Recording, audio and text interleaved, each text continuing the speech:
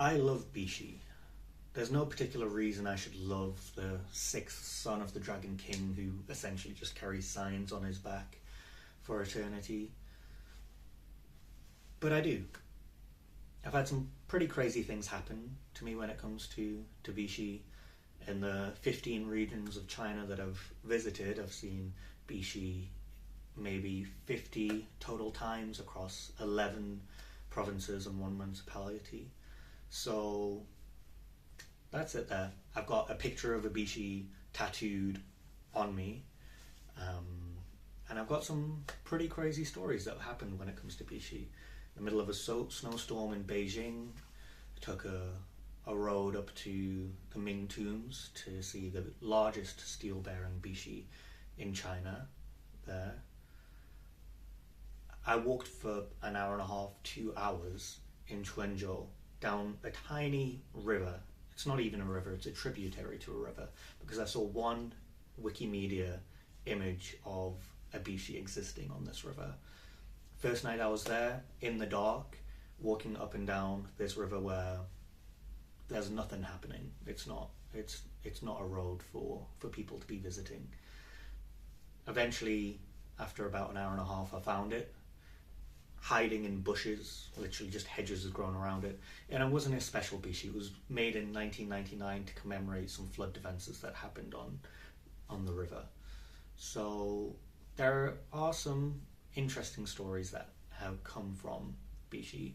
Tomorrow I'm going to visit a colossal, huge, ancient Bixi that was dug up in 2000. But before I head to Zhengding to see that Bixi, I've got one of my most outrageous stories yet. So, tomorrow you're going to come with me. We're leaving at 7:30 in the morning. See you then. Okay, so it's 7:30 in the morning in Luoyang, Henan, China. I'm going to meet my driver for the morning. It's actually the driver who took me to the Shaolin Temple at Songshan yesterday. I got in contact with him last night with plans for today and he said yes, so there he is now. We'll head over to our first area. An unexpected start to the morning. The time that was written online is technically not the time that the first place opens. So I've ended up at the tomb of the Emperor Guangwu. He was the first emperor of the Eastern Han dynasty in the 1st century CE. And we do actually have Bixi here, and I've never seen Bixi quite like it. Like, we do have Bixi with steels. And yeah, so it was worth a come. It was worth a come to see anyway. There are cypress trees all around here, over 1,400 cypress trees, which is really interesting, because that's usually quite a Greek thing to do. Mausoleums ahead of me. In ancient Greece and ancient Rome, cypress trees would be used as a symbol of death and in tombs and cemeteries, and this is one of the only known uses of cypress trees in mausoleums for emperors in China as well, so that's quite interesting. We'll see if we see any Bixi, but there's a constellations hall as well that I want to see, so just taking a quick look around, waiting for the other first stop, the planned first stop to open. Quite a large stele here on the back of a Bixi, and then a smaller one here as well, still in the tomb of Guangwu. Really cool place. Don't know, I'll try and find some more history on this. This is our first Bixi of what was planned today. This is not the Bixi you are here to see. This Bixi, on the back of it, has a dragon horse, Longma, drawn on it. That's because we are in Longma Futus, which means we are in the dragon horse temple. Now, it said that the dragon horse rose from the Yellow River, which is just ahead of us, and carried to Fuxi the legendary creator of China and Chinese people, carried the 8 trigrams to them, which was the basis of Chinese heaven, earth and man, and the basis of cosmology and Taoist belief as well. This is also not the Bixi we're here to see, but I'm here in Baima Temple, which is reported to be the first Buddhist temple in China, built in I think 68 AD during the Han Dynasty. So really cool place. And yeah, we do have Bixi, but these are not the Bixi that we're here to see. I have had to run a kilometer because the road is closed from my driver, which does put our already tight timing on a bit of a thing. But we do have another Bixi here, some steel. These ones are protected. I'll have a quick look around the temple and then get on to the next few stops. Timing's looking a little bit tight. I had to run about 2 kilometers to make sure I can see Baimasa.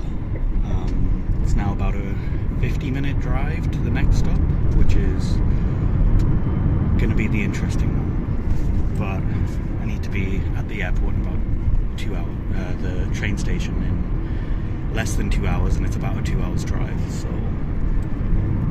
it's going to be difficult. This is also not the Bixi that we're here to see today, but it's nice that it's here.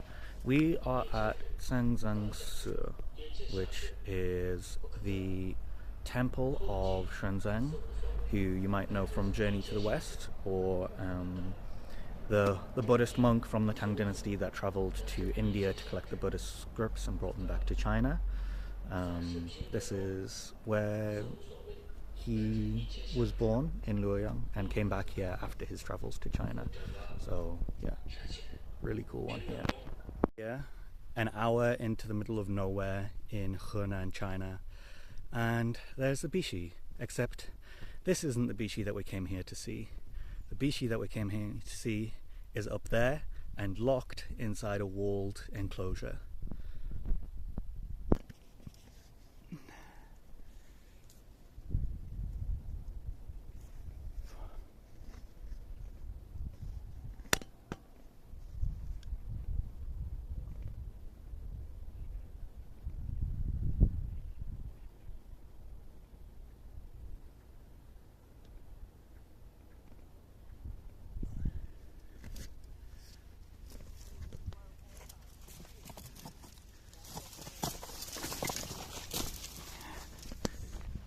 I hope you know what I had to do to get that shot. It's crazy. I bought a camping chair, I've been climbing through Brussels, and yeah, to get that shot of the stele of the immortally ascending Crown Prince. This was a stele and Bixi that was designed by Wu Zetian, the Empress of China, the only Empress of China, in 699 CE. It talks of the Crown Prince of Jijin of the Zhou dynasty, almost 1,000 years before that, over 1,000 years before that, and his ascension to immortality on this mountain. Yeah, some more fun facts of that as well. So yeah, this was the story of how I came an hour into the middle of nowhere in China with a step stool and an extending tripod to get one picture of a Bixi that I'd already seen. I came here yesterday and found out that the entire thing was locked up. You can't actually go in to see it, which is why I came today with this apparel to eventually get my picture. So yeah, I've spent the entire morning for this one purpose, and it couldn't have been better. So enjoy that view.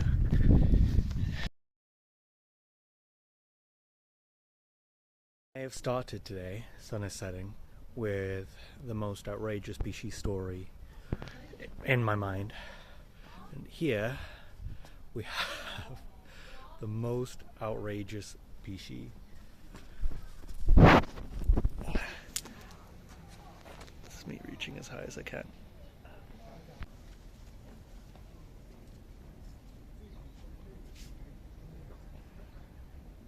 So there's a Bixi under there, it seems like, for this steel, which is quite large.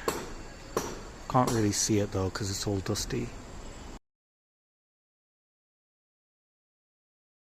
In heaven, Bixi, Bixi, Bixi, Bixi, Bixi, Bixi, Bixi in a wall. No Bixi on this steel. Boo, boo. Bixi? How crazy is this place? As the Bixis we've just seen. And even more. Bixi, Bixi. And Bixi. More Bixi. I'm going crazy. Did you think we had enough Bixi?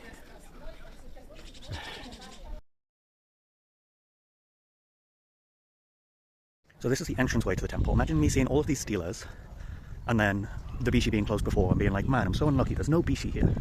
And then see what I got. 13.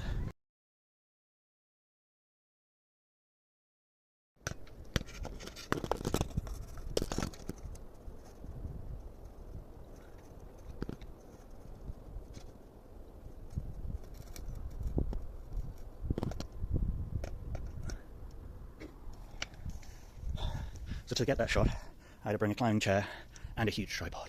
So hopefully I've got that shot.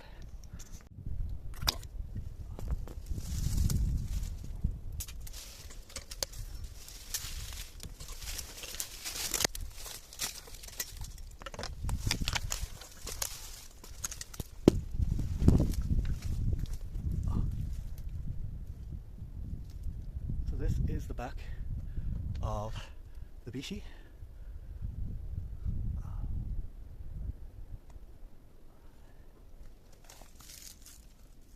I'm now editing this video about 6 months later, and the video that I did about the fun facts of the Bixi has somehow either never recorded properly or it's gone missing. So I'm going to try to remember from 6 months ago. I've not done any of the research again. I did a night of research after seeing it on the first day because the driver stopped for breakfast nearby, and going back on the second day. And from what I remember, this is one of the only surviving examples of the flying bird or the white bird calligraphy style, and it was designed by Wu Zetian herself, the Empress. This has had a bunch of papers done and academic reports done on this calligraphy style using the engravings from this Bixi. And you can see it, like the characters for the title have these little birds dotted around inside the writing as well, which is really cool. And the story on the front of it itself, the story of the immortally ascending crown prince, who was from the early Zhou dynasty, is quite interesting because Wu Zetian is trying to re-establish a Zhou dynasty, the Zhou dynasty, out of the Tang dynasty in which she was part of, but when she became Empress, it became this Zhou dynasty. So to have some kind of link and lineage to this earlier powerful dynasty gives some legitimacy to her rule and her right to rule. So that's one element of it. Another element of it is that she was essentially ruling with a pair of brothers at her side as well, one of which basically cosplayed as this crown prince who was immortally ascending in a party one time, and kind of colloquially in the court became known as a reincarnation of this crown prince from the Jinzhou dynasty. So that's another element of it. She was involved with this person in some way, and again gives kind of legitimacy to everything. His name was written on the back of the Bixi as well, as were a bunch of people from Wu Zetian's court. Their names were written on the back of this as people who were important and helped create this Bixi and the story and fund everything that was happening in and around Luoyang at the time. And once her son re-established the Tang dynasty after her death, after she seceded from the throne, her son actually scratched out this guy's name because he didn't want to be associated with the Uzhou dynasty. He wanted to distance himself from that and come back to the earlier Tang dynasty of his father. So these names were scratched out, other names were put on, names were scratched out, things were put on, and eventually in the 19th century there was a Korean traveller who inscribed a couple of poems on the back of this stele as well, which I think was the last additions to this stele. So you can see it now, it's protected and it's got the wall to help it keep up, and you can see it from the front and the back. It's huge, it's really cool. But this thing with all of this history is just on a hill in the middle of a field in China. I went there 2 times. Some old guys were just chatting outside of it, a few other people running around it, and it is literally not close to a town or a city. It is an hour outside of Luoyang and an hour back in, and it's an hour from anything. You saw it was just there, and there's just this piece of history in the middle of nowhere in China, and it's just a testament to how rich China's history and culture, and its living memory of history as well. Obviously, we've lost lots of writings in European history and African history, and we've burned writings in a lot of histories as well. But China's got this real written record going back thousands of years, which is really cool. And yeah, so you saw the Bixi from the back, you saw me scrambling through the trees, you saw it from the front, you saw me climbing on stools to get a picture of it. And that was a really, really special day. I do have another Bixi video that I'm going to make because I'm going to go on another trip to see another of Wu Zetian's Bixi, and I'll do a video on that as well. So make sure you're keeping up and following along.